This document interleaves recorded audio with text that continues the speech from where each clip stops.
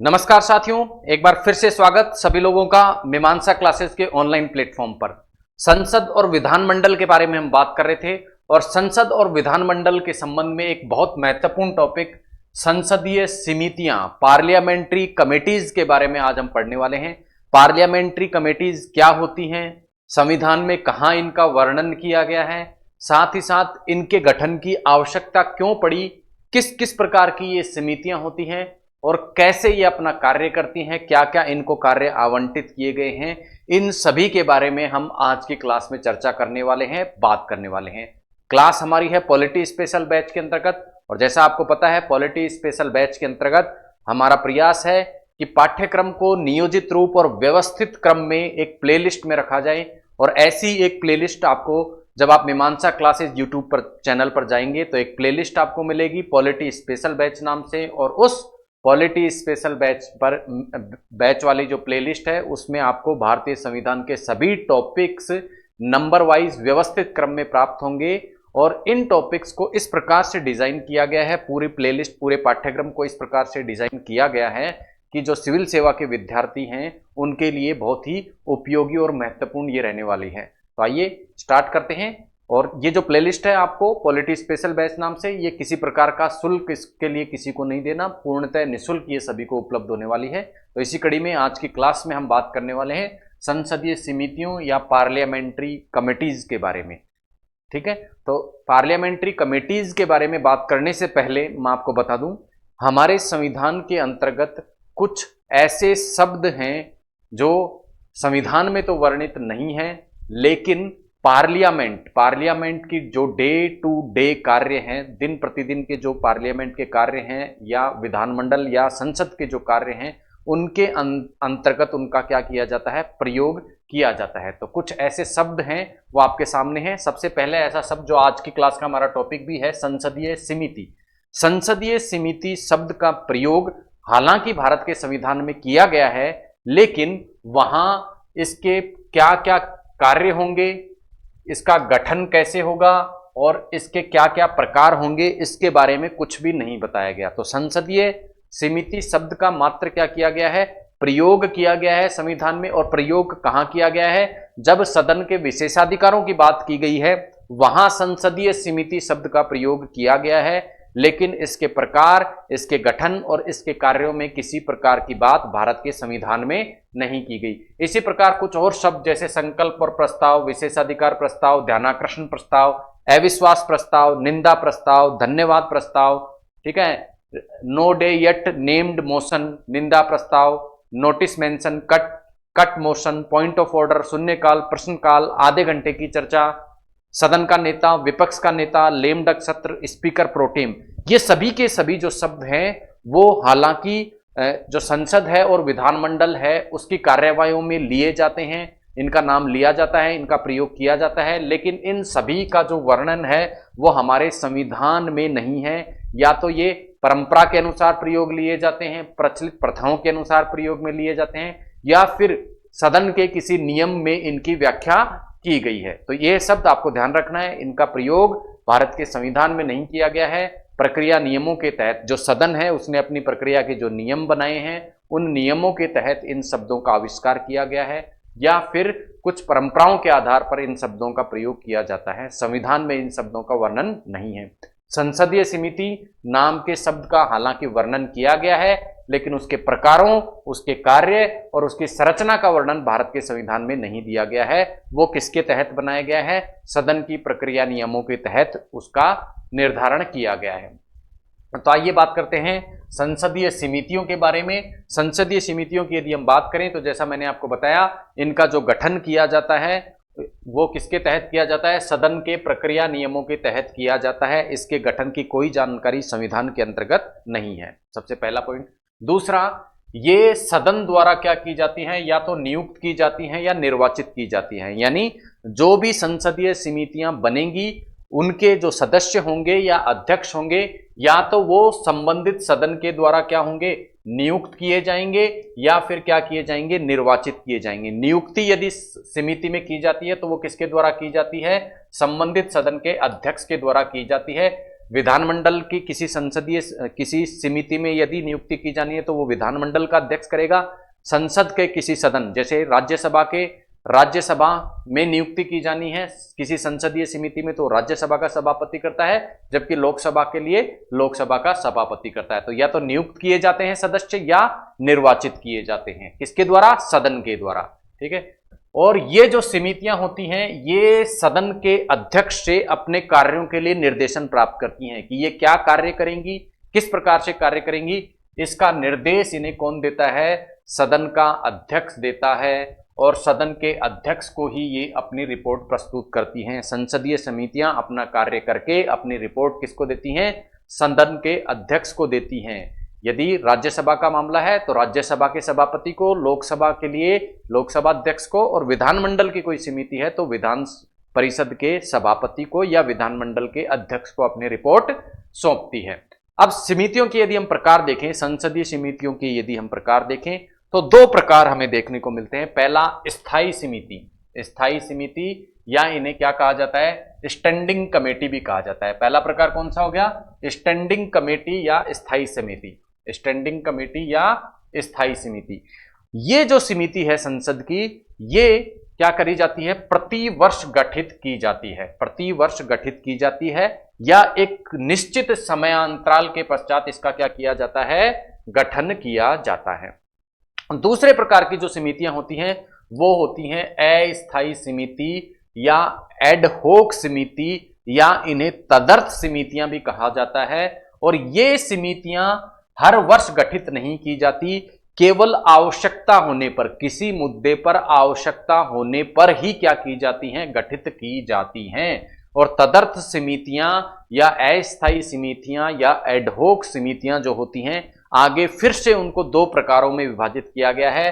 पहला प्रकार है जांच समिति और दूसरा प्रकार है सलाहकार समिति। इनके नाम से स्पष्ट है, जांच समिति का गठन किस लिए किया जाता है? किसी मुद्दे की जांच करने के लिए। और सलाहकार समिति का गठन किया जाता है किसी मुद्दे पर सलाह देने के लिए। सलाहकार जो समिति होती है फिर से कितने प्रकार की होती है? दो प्रकार की होती है। पहला प्रकार प्रवर समिति, तो प्रवर जांच समिति, प्रवर सलाहकारी जो समिति होती है वो समिति होती है जिसमें एक ही सदन से सदस्य होते हैं, यानी या तो लोकसभा के सदस्य इस समिति के क्या होंगे? सदस्य होंगे, या राज्यसभा के जो सदस्य हैं वो इस समिति के सदस्य होंगे। यानी एक ही सदन के सदस्य यदि समिति के सदस्य होते हैं तो वो कैसी होती है? प्रवर समिति। और संयुक्त समिति का तात्पर्य है यदि दोनों सदनों से समिति में सदस्य हो, लोकसभा से भी और राज्यसभा से भी, विधानमंडल के मामले में विधान परिषद से भी और विधानसभा से भी, तो वो क्या कहलाती है? संयुक्त समिति कहलाती है। और संसद का जो सचिवालय होता है वो ही इन समितियों के लिए भी सचिवालय की सुविधा उपलब्ध कराता है, यानी संसद का सचिवालय संसद की समितियों के लिए भी सचिवालय के रूप में कार्य करता है। फिर से देखते हैं सारी चीजों को। संसद की जो समितियां होती हैं इनके बारे में संविधान में केवल इस शब्द का प्रयोग किया गया है, गठन के बारे में नहीं बताया गया। गठन के बारे में किसके में बताया गया है? सदन की प्रक्रिया नियमों में बताया गया है। तो सबसे पहली चीज, सदन की प्रक्रिया नियमों के तहत ये गठित की जाती हैं, या तो निर्वाचित होती हैं या नियुक्त की जाती हैं। किसके द्वारा? सदन के द्वारा। सदन के अध्यक्ष से ये अपना निर्देशन प्राप्त करती हैं और सदन के अध्यक्ष को ये अपनी रिपोर्ट पेश करती हैं। प्रकारों की यदि हम बात करें तो दो प्रकार, स्थायी समिति या स्टैंडिंग कमेटी जो समय समय पर या प्रतिवर्ष निश्चित रूप से गठित की जाती हैं, और दूसरी अस्थायी समिति या तदर्थ समिति या एडहोक कमेटी जो कि क्या करी जाती है? समय समय पर या निश्चित समयावधि पर गठित न करके आवश्यकता पड़ने पर केवल गठित की जाती हैं। ये वापस से दो प्रकार की होती है, जांच समिति किसी विषय की जांच करने के लिए, सलाहकार समिति किसी विषय पर सलाह देने के लिए। सलाहकार समिति वापस से दो प्रकार की होती है। पहला जो प्रकार है वो है प्रवर समिति जिसमें एक ही सदन के सदस्य होते हैं, जबकि संयुक्त समिति जिसमें दोनों सदनों के सदस्य होते हैं। तो ये बात करी हमने संसदीय समितियों के बारे में। अब हम बात करते हैं कि ऐसा क्या कारण है कि संसदीय समितियों के गठन की व्यवस्था संविधान में तो नहीं की गई, लेकिन हमारे जो सदन के प्रक्रिया नियम है उसमें इन संसदीय समितियों के गठन का क्या किया गया? प्रावधान किया गया। क्या ऐसा कारण रहा? तो पहला कारण है कि संसद के जो कार्य होते हैं वो क्या होते हैं? विविधता भरे होते हैं। संसद को प्रत्येक विषय पर क्या बनाना होता है, कानून बनाना होता है, बिल बनाना होता है, विधेयक जो है या एक्ट जो है वो बनाने होते हैं। तो इस प्रकार संसद का जो कार्य है वो बड़ा ही जटिल प्रकार का कार्य है। इसलिए संसद के जो सदस्य हैं या पूरा जो सदन है उसके पास में इतना समय नहीं होता, चूंकि सदन को अन्य कार्य भी करने होते हैं, संसद को अन्य कार्य भी करने होते हैं। इसलिए सदन के पूरे सत्र के दौरान क्या किया जाए, एक ही विधेयक पर सदन कार्य करता रहे। इससे बचने के लिए संसदीय समितियां गठित कर दी गई, ताकि जब सदन सत्र में ना हो तब भी संसदीय समितियां अपना कार्य करते हुए उस बिल के ऊपर क्या कर सके, अपनी विशेषज्ञता से कार्य कर सके। चूंकि सदन को प्रत्येक मामले में विशेषज्ञता नहीं हो सकती, इसलिए सदन के कुछ सदस्य जिनको किसी मामले में विशेष ज्ञान या विशेषज्ञता होती है उनको क्या बना दिया जाता है, उनको शामिल करके एक संसदीय समिति बना दी जाती है, ताकि उस विषय पर बेहतर सलाह सदन को प्राप्त हो सके। इसलिए किसी मुद्दे पर विशेषज्ञता और किसी मुद्दे के विस्तृत अध्ययन के लिए संसदीय समितियों का गठन किया जाता है, ताकि सदन का महत्वपूर्ण समय बच सके और सदन के ने जिस मुद्दे को हस्तांतरित किया है समिति को, संसदीय समिति को, उस पर उस समिति के सदस्यों की विशेषज्ञता और गहन अध्ययन सदन को प्राप्त हो सके। तो ये था गठन का कारण। अब बात करते हैं हम प्रमुख संसदीय समितियों के बारे में। देखिए, बहुत सारी संसदीय समितियां सदन द्वारा गठित की जाती हैं, लेकिन हम उनमें से केवल मुख्य जो संसदीय समितियां हैं उनके बारे में बात करेंगे, जिनसे अक्सर प्रतियोगी परीक्षाओं में प्रश्न पूछे जाते हैं। तो इस प्रकार की पहली समिति है लोक लेखा समिति, जिसे PAC या पब्लिक अकाउंट कमेटी के नाम से भी जाना जाता है। इसी प्रकार की दूसरी समिति है प्राक्कलन समिति, या इसे स्थायी वित्त समिति के नाम से भी हम जानते हैं। तीसरा है सार्वजनिक उपक्रम समिति और चौथा है विभागीय स्थायी समिति। इन सभी के बारे में हम विस्तार से बात करने वाले हैं। सबसे पहले हम इनकी गठन और संरचना के बारे में बात करते हैं। ठीक है, चारों जो संसदीय कमेटियां जिनको हमने पिछली स्लाइड में देखा, उनकी गठन क्या होगा, उनकी संरचना, सदस्य किस प्रकार के होंगे, पहले एक टेबल के माध्यम से उसको जानने का प्रयास करेंगे। ठीक है, पहला कॉलम सदस्य संख्या, दूसरा प्रकार, तीसरा अध्यक्ष और सदस्य कैसे होंगे। सबसे पहले किस कमेटी की बात करेंगे हम, पब्लिक अकाउंट कमेटी, लोक लेखा समिति। लोक लेखा समिति की यदि सदस्य संख्या की हम बात करें तो इसमें 22 सदस्य होते हैं। कितने सदस्य होते हैं, 22 सदस्य होते हैं। इन 22 सदस्यों में से 15 तो क्या होते हैं, लोकसभा के होते हैं और 7 क्या होते हैं, राज्यसभा के होते हैं। तो जब हमने समितियों के प्रकार पढ़े थे तो उसमें हमने देखा था कि जब दोनों सदनों के सदस्य किसी समिति में होते हैं तो उस समिति को क्या बोल देते हैं, संयुक्त समिति। तो ये किस प्रकार की समिति हुई, संयुक्त प्रकार की समिति होती है। अब स्थायी वित्त समिति की यदि हम बात करें, उसमें सदस्यों की संख्या देखें तो उसमें सदस्यों की संख्या होती है 30, और ये 30 के 30 सदस्य कहां से होते हैं, लोकसभा से होते हैं। सार्वजनिक उपक्रम समिति की यदि हम बात करें तो इसमें सदस्यों की संख्या क्या होती है, 22, और कैसे, संरचना वैसे की वैसी होती है जैसे PAC की, 15 + 7, 15 किससे, लोकसभा से, और 7 किससे, राज्यसभा से। विभागीय स्थायी समिति की यदि हम बात करें तो इसमें सदस्य क्या होते हैं, 31, 21 तो होते हैं किससे, लोकसभा से, और 10 किससे होते हैं, राज्यसभा से। तो इन चारों में से सबसे ज्यादा सदस्य संख्या कहां देखने को मिल रही है हमें, सबसे ज्यादा सदस्य संख्या होती है विभागीय स्थायी समिति में, 31 मेंबर इसमें होते हैं। अब हम बात करते हैं किस प्रकार की ये समितियां होती हैं। तो PAC या लोक लेखा समिति क्या होती है, स्थायी प्रकार की समिति होती है। हमने समितियों के जब प्रकार पढ़े थे, संसदीय समितियों के 2 प्रकार पढ़े थे, एक तो स्थायी समिति और एक अस्थायी समिति। स्थायी समितियां वो समितियां जो प्रतिवर्ष गठित की जाती हैं, उनके निश्चित कार्य होते हैं, जबकि अस्थायी समिति किसी विशेष मुद्दे पर सलाह या जांच के लिए गठित की जाती हैं। तो ये चारों की चारों जो समितियां हैं वो क्या हैं, स्थायी प्रकार की समितियां हैं। किस प्रकार की समितियां हैं, स्थायी प्रकार की समितियां हैं। उसके बाद हम बात करते हैं इन समितियों का जो अध्यक्ष होता है वो कौन होता है। सबसे पहले हम बात करें PAC, पब्लिक अकाउंट कमेटी या लोक लेखा जो समिति होती है, उसका जो अध्यक्ष होता है वो लोकसभा के अध्यक्ष द्वारा मनोनीत किया जाता है। यानी PAC या लोक लेखा समिति का अध्यक्ष जो होता है वो मनोनीत किया जाता है। किसके द्वारा मनोनीत किया जाता है, लोकसभा अध्यक्ष के द्वारा मनोनीत किया जाता है। लोकसभा अध्यक्ष के द्वारा मनोनीत किया जाता है, और संसद सदस्यों में से किसी व्यक्ति को क्या करा जाता है, मनोनीत किया जाता है। किसके रूप में? लोक लेखा समिति के अध्यक्ष के रूप में। जरूरी नहीं कि वो लोकसभा का ही सदस्य हो, राज्यसभा का सदस्य भी हो सकता है, लेकिन परंपरा ये रही है कि जो सबसे बड़ा विरोधी दल होता है, विपक्षी दल होता है, उसको लोक लेखा समिति के अध्यक्ष के रूप में मनोनीत किया जाता है। यह केवल परंपरा है, इस प्रकार का कोई नियम नहीं है। उसके बाद बात करते हैं स्थायी वित्त समिति के अध्यक्ष की। तो स्थायी वित्त समिति का जो अध्यक्ष होता है वो भी किसके द्वारा मनोनीत किया जाता है? लोकसभा के अध्यक्ष के द्वारा मनोनीत किया जाता है। और इस मामले में परंपरा ये रही है कि ये प्रायः जिस दल की सरकार होती है उस दल का जो सदस्य होता है, संसद सदस्य, उसी दल के सदस्य को क्या क्या बनाया जाता है? स्थायी वित्त समिति के अध्यक्ष के रूप में मनोनीत किया जाता है। तो दोनों को मनोनीत किसके द्वारा किया जाता है? लोकसभा अध्यक्ष के द्वारा ही। अब हम बात करते हैं सार्वजनिक उपक्रम समिति।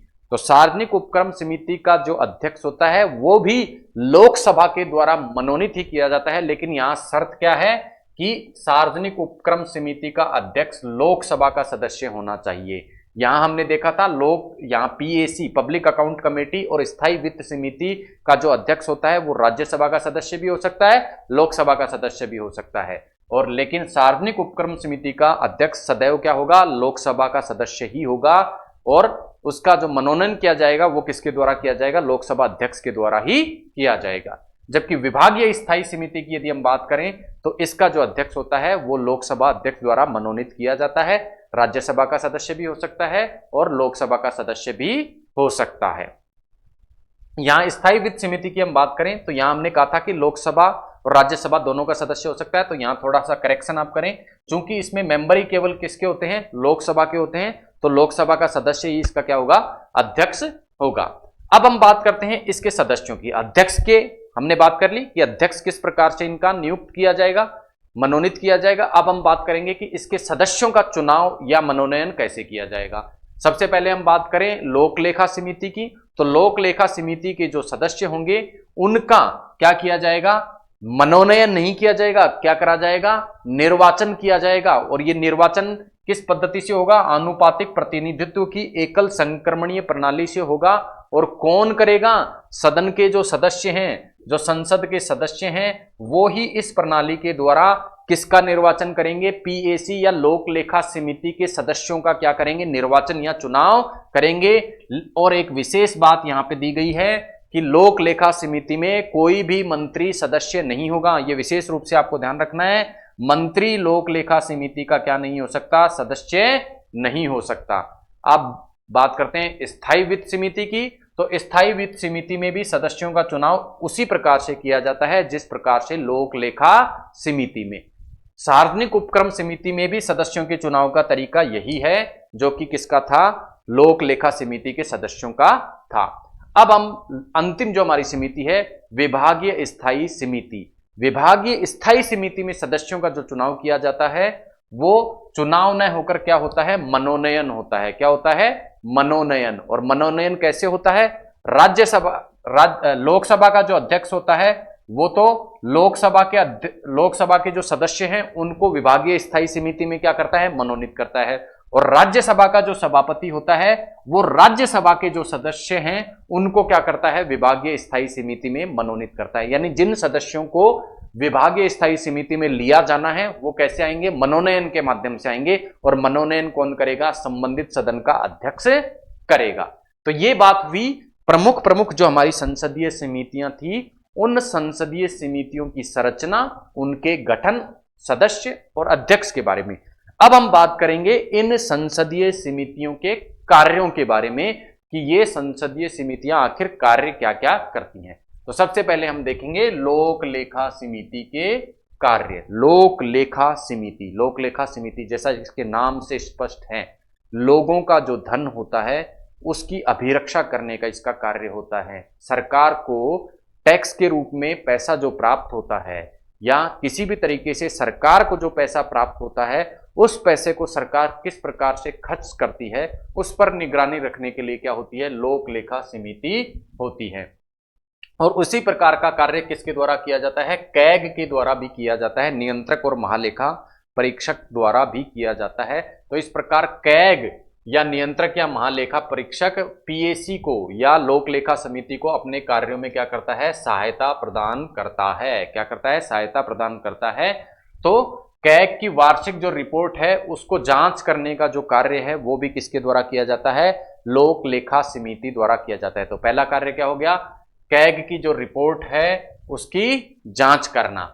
दूसरा, जो भी सार्वजनिक व्यय किए जाते हैं, ठीक है, उसकी तकनीकी और विधिक दोनों प्रकार की जांच पब्लिक अकाउंट कमेटी द्वारा, तकनीकी और विधिक यानी विधि के अनुसार, कानून के अनुसार वो किया गया व्यय, किया गया एक्सपेंडिचर, खर्चा जो कि सरकार ने किया है वो सही है या नहीं है, सही है या नहीं है, कानून के अनुसार है या नहीं है। और तकनीकी जांच के अंतर्गत क्या किया जाता है कि कानूनी रूप से तो सही है, लेकिन क्या तकनीकी रूप से उसको सही मात्रा में खर्च किया गया है या नहीं, दोनों पहलुओं की जांच किसके द्वारा की जाती है, पीएसी के द्वारा की जाती है। इसके अलावा केंद्र सरकार के जो विनियोग खाते हैं, केंद्र सरकार के जो एप्रोप्रिएशन अकाउंट हैं या विनियोग खाते हैं, उनकी जांच करना, और साथ ही साथ इस विनियोग पर जो कैग की रिपोर्ट है उसकी जांच करना भी किसका कार्य होता है, पब्लिक अकाउंट कमेटी का कार्य होता है। इसके अलावा जो वित्त खाते हैं, किसके, केंद्र सरकार के जो वित्त खाते हैं उसकी जांच करना। इसके अलावा संसद के समक्ष रखे गए अन्य जो अकाउंट हैं उनकी जांच भी पीएसी के द्वारा की जाती है। राज्य की निवल लेखा, ठीक है, राज्य की निवल लेखा की जांच और इस पर कैग की जो रिपोर्ट होती है उसकी जांच करना भी किसका कार्य होता है, पब्लिक अकाउंट कमेटी का कार्य होता है। इसके अलावा कोई विनिर्माण परियोजना चल रही है, ठीक है, सरकार की कोई विनिर्माण परियोजना है, उसकी जांच और उस विनिर्माण परियोजना पर कैग की जो रिपोर्ट होती है उसकी जांच करना भी पब्लिक अकाउंट कमेटी का कार्य होता है। इसके अलावा कैग द्वारा जो स्वायत्त और अर्ध स्वायत्त निकाय हैं उनकी लेखाओं की जो जांच की जाती है और उस पर जो रिपोर्ट बनाई जाती है उस रिपोर्ट की जांच भी कौन करता है, पीएसी करती है। यदि किसी सेवा पर, यदि सरकार ने किसी सर्विस पर, किसी सेवा पर जो धन स्वीकृत किया गया था, उस जो धन संसद द्वारा स्वीकृत किया गया था, किसके माध्यम से, संसद द्वारा धन स्वीकृति किसके माध्यम से दी जाती है, एप्रोप्रिएशन बिल के माध्यम से जितनी स्वीकृति दी गई थी उससे ज्यादा धन यदि खर्च किया जाता है, ज्यादा व्यय अगर किया जाता है तो उसकी जांच भी किसके द्वारा की जाती है, पब्लिक अकाउंट कमेटी के द्वारा की जाती है। इसी के साथ प्राप्ति, सरकार की जो प्राप्तियां होती हैं, ठीक है, उस प्राप्तियों के संदर्भ में जो कैग की रिपोर्ट है उसकी जांच भी कौन करता है, पब्लिक अकाउंट कमेटी करती है। और इसके अतिरिक्त स्टोर एंड स्टॉक अकाउंट जो होता है सरकार का, उस अकाउंट की जांच भी पब्लिक अकाउंट कमेटी करती है। तो कुल मिला के लोक लेखा समिति का जो कार्य होता है वो वित्त से संबंधित होता है। सरकार ने पैसा खर्च किया है वो सही है या नहीं है, इसकी जांच मोटे तौर पर पब्लिक अकाउंट कमेटी या लोक लेखा समिति के द्वारा की जाती है। ये थे पब्लिक अकाउंट कमेटी के कार्य। अब दूसरे प्रकार की जो हमारी समिति थी वो थी प्राक्कलन समिति। हम देखेंगे प्राक्कलन समिति जो है उसके क्या क्या कार्य हैं। सबसे पहला कार्य प्राक्कलन समिति का, ये बजटीय अनुमानों की क्या करती है, जांच करती है। बजट में अलग अलग मंत्रालयों द्वारा जो अनुमान दिए जाते हैं अपने खर्चे के लिए, उन खर्चों के ब्यौरे की ये क्या करती है, जांच करती है। साथ ही साथ अनुमानों के प्रारूपों का निर्धारण भी ये प्राक्कलन समिति करती है कि विभिन्न जो मंत्रालय हैं अपने खर्चे को किस प्रारूप में प्रस्तुत करेंगे, उन अनुमानों का प्रारूप क्या होगा वो भी प्राक्कलन समिति द्वारा निर्धारित किया जाता है।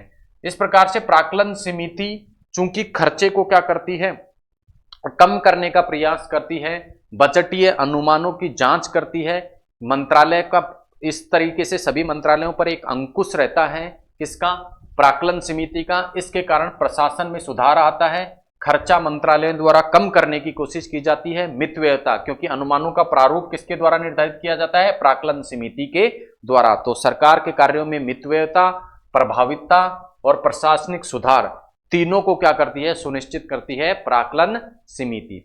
इसके अलावा संपूर्ण जो वित्त वर्ष है उसके सारे के सारे वित्त वर्ष के अनुमानों की जांच करने की किसी प्रकार की बाध्यता किस पर नहीं है, प्राक्कलन समिति पर नहीं है। यानी प्राक्कलन समिति जरूरी नहीं है कि पूरे के पूरे वित्तीय वर्ष के अनुमानों की जांच करे, सभी मंत्रालयों के पूरे वित्तीय वर्ष के अनुमानों की जांच करे, ऐसी बाध्यता प्राक्कलन समिति के ऊपर नहीं है। उसके बाद आती है सार्वजनिक उपक्रम समिति। सार्वजनिक उपक्रम समिति, सार्वजनिक उपक्रम जो समिति है उसका जो गठन किया गया था वो कृष्णा मेनन की सिफारिश पर किया गया था। ये प्रश्न कई बार परीक्षा में पूछा गया है, तो किसके सिफारिश पर किया गया था सार्वजनिक उपक्रम समिति का गठन? कृष्णा मेनन की सिफारिश पर यह समिति क्या की गई थी, गठित की गई थी। और इसका जो कार्य होता है वो होता है जितने भी पीएसयू पब्लिक सेक्टर एंटरप्राइजेज होते हैं या सरकारी कंपनियां, इन्हें सामान्य भाषा में हम कह सकते हैं, उन सरकारी कंपनियों के जो अकाउंट होते हैं, उनकी जो लेखा होती है, उस पर जो कैग की रिपोर्ट होती है उसको जांचना और इसके अकाउंट्स को जांचना, यानी पब्लिक सेक्टर एंटरप्राइजेस के अकाउंट्स की जांच और उन अकाउंट्स पर कैग की जो रिपोर्ट होती है उसकी जांच करने का कार्य किसका होता है? सार्वजनिक उपक्रम समिति का होता है। इसके अलावा जो सरकारी उपक्रम होते हैं, पब्लिक सेक्टर एंटरप्राइजेज होते हैं, उनके वाणिज्य और व्यवसाय से जुड़े मामले हैं, उनके संदर्भ में भी ये क्या करती है, कार्य करती है। इसके अतिरिक्त अन्य कोई कार्य जो इसे लोकसभा अध्यक्ष प्रदान करता है वो कार्य भी सार्वजनिक उपक्रम समिति द्वारा किया जाता है। परंतु जो पब्लिक सेक्टर एंटरप्राइजेस के जो पॉलिसी से रिलेटेड कोई पॉलिसी वो बनाती है या डे टू डे अपना एडमिनिस्ट्रेशन जब करती है पब्लिक सेक्टर एंटरप्राइजेस, तो उन दैनिक प्रशासन और नीतिगत मामलों में सार्वजनिक उपक्रम समिति को अधिकार नहीं है, वो इसके अधिकार क्षेत्र से बाहर है। पब्लिक सेक्टर एंटरप्राइजेज या सरकारी कंपनियां अपने हिसाब से अपने नीतिगत फैसले और दैनिक प्रशासन के फैसले ले सकती हैं। इसके अलावा विशेष विधि, ठीक है ना, स्पेशल एक्ट के तहत यदि कोई पब्लिक सेक्टर एंटरप्राइजेज या सार्वजनिक उपक्रम स्थापित किया जाता है तो वो भी इसके अधिकार क्षेत्र से क्या होता है, बाहर होता है, उस पर भी ये कार्य नहीं कर सकती। तो ये थी सार्वजनिक उपक्रम समिति। अगली जो समिति है वो है विभागीय स्थायी समिति, डिपार्टमेंटल स्टैंडिंग कमेटी, विभागीय स्थायी समिति। इसका जो कार्य होता है वो होता है जितने भी विभाग हैं मंत्रालयों के, उन सभी विभागों द्वारा जो अनुदान की मांग, डिमांड फॉर ग्रांट पेश की जाती है, यानी बजट पेश करते समय जब विभागों द्वारा आने वाले वित्तीय वर्ष के लिए अपने खर्चों का ब्यौरा दिया जाता है कि उनको कितना पैसा चाहिए, उसे क्या कहते हैं, अनुदान की मांग कहते हैं। उन अनुदानों की मांगों पर जो चर्चा होती है वो किस में होती है, विभागीय स्थायी समिति में होती है। अर्थात लोकसभा में, आपको पता है अनुदान की जो मांग होती है या बजट संबंधी जो मांग होती है वो लोकसभा में प्रस्तुत की जाती है, लेकिन लोकसभा में उनको प्रस्तुत करने से पूर्व क्या किया जाएगा, विभागीय स्थायी समिति के समक्ष उनकी चर्चा की जाएगी। इसके अलावा जितने भी मंत्रालय हैं और जितने भी विभाग हैं, उन सभी द्वारा जो विधेयक या बिल लाए जाने वाले हैं उनकी जांच करने का कार्य भी विभागीय स्थायी समिति द्वारा की जाएगी। सभी जो मंत्रालय हैं उनकी वार्षिक रिपोर्ट की जांच भी ये समिति करेगी। सभी जितने भी मंत्रालय हैं उनकी जो एनुअल रिपोर्ट्स होती है उसकी जांच ये समिति करेगी। इसके अलावा राष्ट्रीय दीर्घकालिक जो अकाउंट होते हैं, राष्ट्रीय दीर्घकालिक जो अकाउंट होते हैं उनकी जांच भी किसके द्वारा की जाती है, विभागीय स्थायी समिति द्वारा की जाती है। इस प्रकार कार्यपालिका पर यह समिति, कार्यपालिका कौन होती है, मंत्रिपरिषद, मंत्रिपरिषद या कह सकते हैं हम सरकार, प्रधानमंत्री और मंत्रिपरिषद क्या होती है, कार्यपालिका, उस पर नियंत्रण रखने का कार्य कौन करता है, यह विभागीय स्थायी समिति। तो एक प्रकार यह संसद के प्रतिनिधि के रूप में कार्यपालिका पर नियंत्रण रखती है कि वो क्या करे, अनुदान की मांगों पर गैर वाजिब, अनुदान की मांगों के रूप में गैर वाजिब मांग न प्रस्तुत करें, क्योंकि लोकसभा में प्रस्तुत होने से पूर्व अनुदान मांगों पर चर्चा इस समिति में होती है। तो इस प्रकार संसदीय नियंत्रण स्थापित करती है कार्यपालिका पर कौन सी समिति, विभागीय स्थायी समिति। ठीक है, चूंकि विरोधी दल से भी क्या हो सकते हैं, विभागीय स्थायी समिति के सदस्य हो सकते हैं, इसी प्रकार राज्यसभा से भी विभागीय स्थायी समिति के सदस्य हो सकते हैं। तो विभागीय स्थायी समिति के माध्यम से विरोधी दल या राज्यसभा भी क्या करती है, कार्यपालिका पर नियंत्रण रखती है।